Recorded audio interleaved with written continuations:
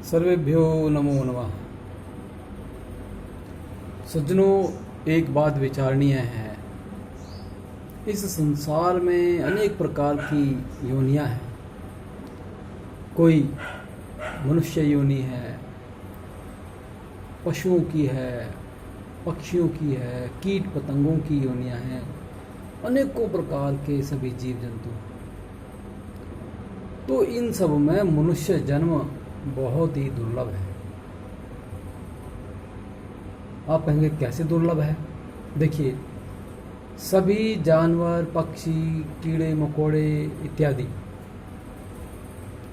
सारे कार्य करते हैं, लेकिन वो भगवान का आनंद प्राप्त नहीं कर सकते। उनमें इतनी बौद्धिक क्षमता नहीं, और बौद्धिक क्षमता अगर किसी में है भी थोड़ी बहुत, तो उनमें विवेक नहीं।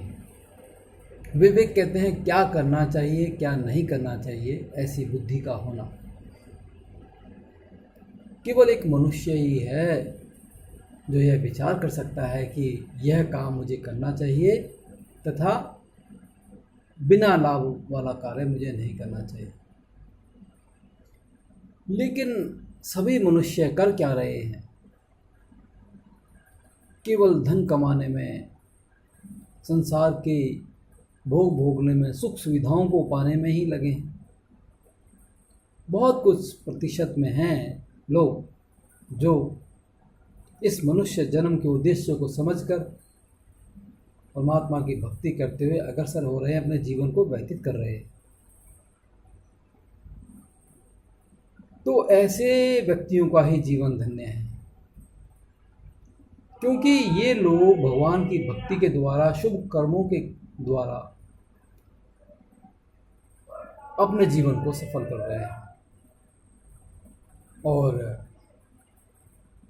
जीवन उन्हीं का सफल है जिन्होंने इस मनुष्य जन्म को पाकर परमात्मा की भक्ति की है, ज्ञान अर्जित किया है, निष्काम भाव से सेवा की है, कथा श्रवण करना, भगवान के गुणों का गान करना है, धर्म अनुसार अपने जीवन को जीना इत्यादि।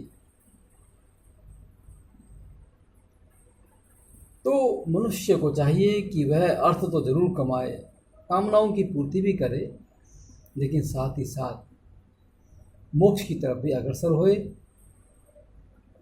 और धर्म के कार्य में लगे, भगवान की भक्ति में लगे, सत्संग श्रवण करे, सर्वप्रथम कथा श्रवण करे, संतों की संगत करे। क्योंकि कहा गया है कि बड़े भाग मानुष तन पावा, सुर दुर्लभ सब ग्रंथन गावा। मनुष्य जन्म बहुत दुर्लभ है।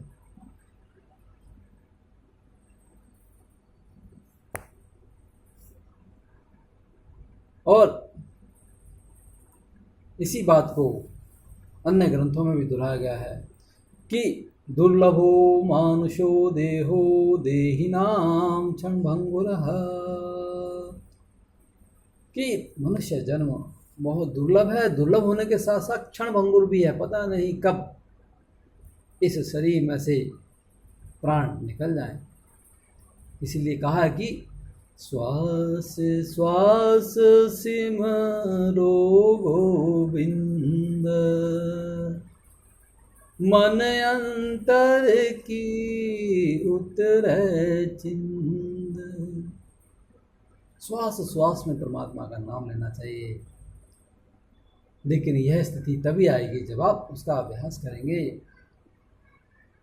भगवान श्री कृष्ण से अर्जुन ने पूछा कि मना ही चंचला कृष्णा प्रमाथि बलवत दृढ़म,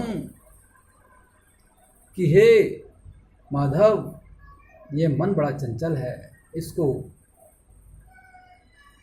वश में करना बहुत ही मुश्किल कार्य है। तब भगवान श्री कृष्ण ने कहा कि अर्जुन, तुम ठीक कहते हो, ये मन बड़ा चंचल है, लेकिन फिर भी इसको वश में किया जा सकता है। कैसे किया जा सकता है? तब भगवान श्री कृष्ण ने कहा कि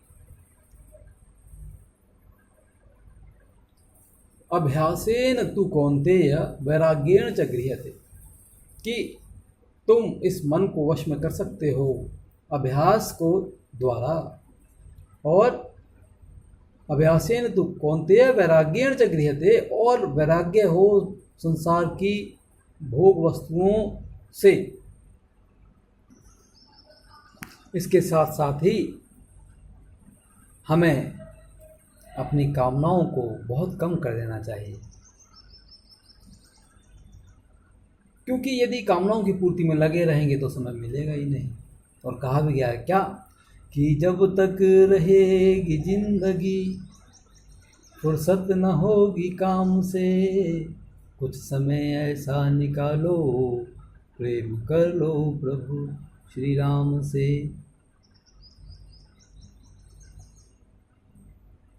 हरि ओम।